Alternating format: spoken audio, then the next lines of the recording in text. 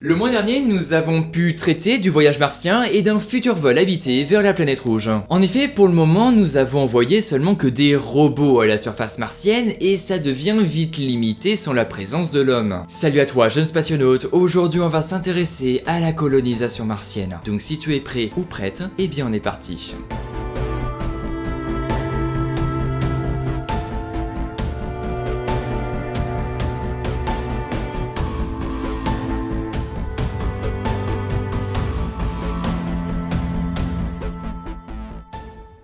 Selon Elon Musk, PDG de SpaceX et Tesla, la colonisation martienne n'est qu'une question de décennies, puisque comme je l'ai dit le mois dernier dans ma vidéo sur le voyage spatial, il est prévu d'envoyer près de 1 million d'hommes et de femmes sur Mars d'ici 2050 grâce au vaisseau Starship. Pour en savoir plus, vous pouvez cliquer sur ma vidéo juste ici ou alors le lien est dans la description. La question c'est sommes-nous prêts? Sommes-nous prêts à abriter les premiers colons, à leur fournir eau et nourriture de manière suffisante? Avons-nous aujourd'hui les technologies nécessaires pour coloniser une autre planète? Je ne sais pas. Fin de l'épisode. Merci à tous.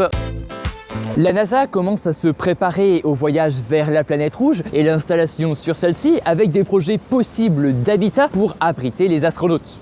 On va pas les laisser comme ça sur le sol martien quoi. L'une des solutions possibles envisagées est l'impression 3D qui a révolutionné pas mal de domaines sur Terre, dont notamment le bâtiment. Ainsi, en 2015, la NASA lance son défi 3D Printed Habitat Challenge. 3 équipes ont été sélectionnées grâce à leur création entièrement destinée à être imprimée en 3D. Ainsi, l'impression en 3D est une vraie idée qui pourrait être la méthode employée pour les futures habitations. Notamment, elle pourrait être la méthode utilisée par les robots qui construiront les habitats martiens avant que les premiers colons arrivent. On envisage de construire les habitations en avance pour embarquer plus de vivres dans le vaisseau habité et donc fournir moins de travail à l'arrivée des futurs astronautes. Pour le moment, les regards sont posés sur notre satellite naturel. En effet, la Lune pourrait répondre à de très nombreux défis technologiques car cet astre se situe à 384 000 km de la Terre contre une moyenne de 220 millions de kilomètres pour la planète rouge.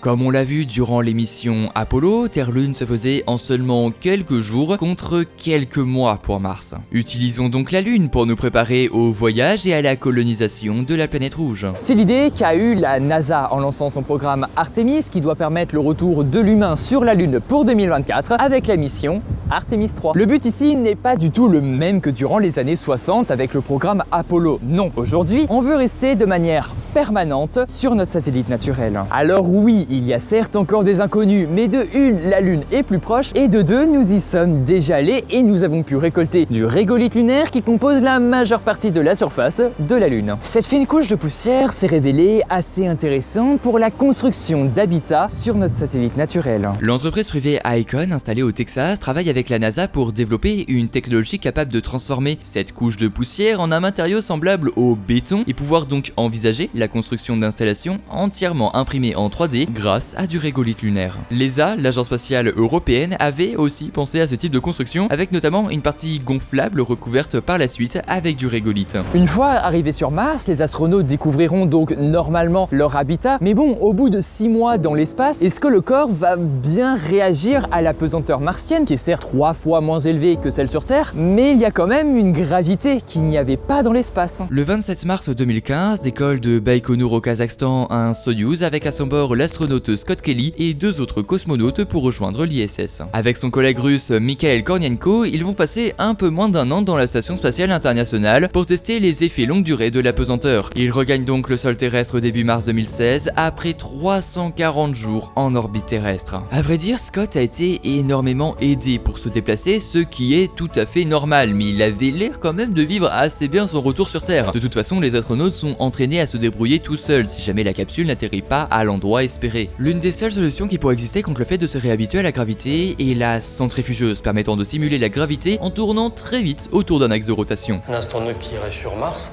vu que le voyage est long, le déconditionnement cardiovasculaire pourrait être tel qu'une fois sur Mars, on ne soit plus capable de faire face à la gravité martienne. Cette machine est utilisée pour l'entraînement des astronautes pour s'habituer aux nombreux jets qu'ils subissent quand même lors de décollage, mais aussi lors des rentrées atmosphériques. En effet, sur Terre, nous sommes sur du 1G. Dans l'espace, on est sur un vol 0G, tandis que pour le décollage de la navette spatiale américaine par exemple, on était sur du 2G, c'est-à-dire qu'on ressentait 2 fois le poids de notre corps. Ça peut s'avérer dangereux si les jets sont beaucoup beaucoup trop élevé durant une longue période. Mais bon, sinon ça va. Le problème est qu'une telle machine prend énormément de place et pèse assez lourd pour un vaisseau spatial. Bah c'est sûr que si on met une centrifugeuse dans l'ISS, je sais pas si c'est possible en fait, tout simplement. Comme on peut le voir dans de nombreux films de science-fiction, comme le vaisseau Hermès dans Seul sur Mars, eh bien nous avons une partie rotative qui permet aux astronautes de se déplacer comme s'ils étaient sur Terre. Voilà, ils marchent tranquillou bilou quoi. Mais une telle installation doit s'effectuer en orbite, ce qui élèverait l'enveloppe du voyage vers Mars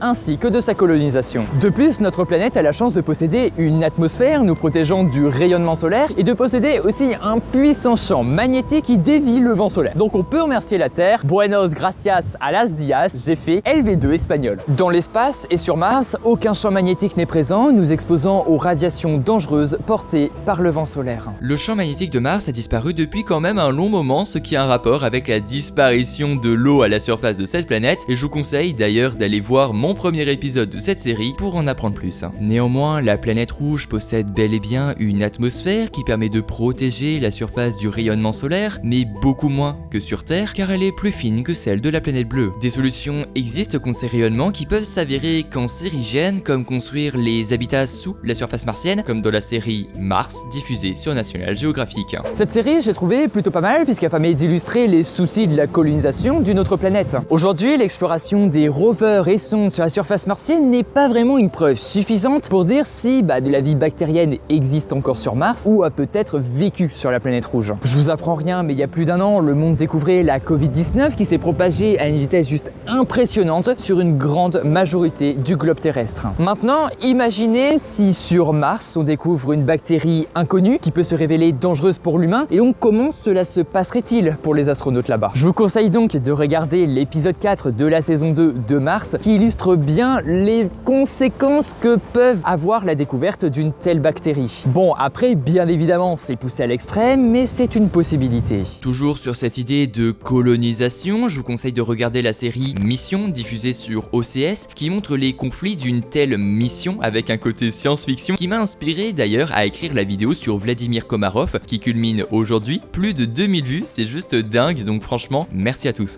Du côté de l'homme, je me suis demandé, n'y a-t-il pas une possibilité pour contaminer Mars avec nos bactéries? Comme je vous l'ai dit, pour l'instant, on ne sait pas si de la vie existe ou a pu exister sur Mars. Je pense que la solution serait d'envoyer une mission qui puisse quadriller une certaine zone de tant de kilomètres sur tant de kilomètres, voir si de la vie existe ou pas. S'il n'y a pas de vie, bim, on installe la colonisation, on installe les habitats, bien se désinfecter pour sortir de cette zone et donc aller explorer plus profondément Mars. Mais imaginez, vous installez une colonie sur un endroit où il y a de la vie, peut-être pas ouf. Mais donc, à voir dans le futur comment les règles d'hygiène seront mises en place sur Mars. Aujourd'hui, la colonisation est possible. Mars est la future cible des milliardaires malgré un long périple et des agences spatiales qui jugent une telle mission encore sensible. C'était la ref, allez à plus.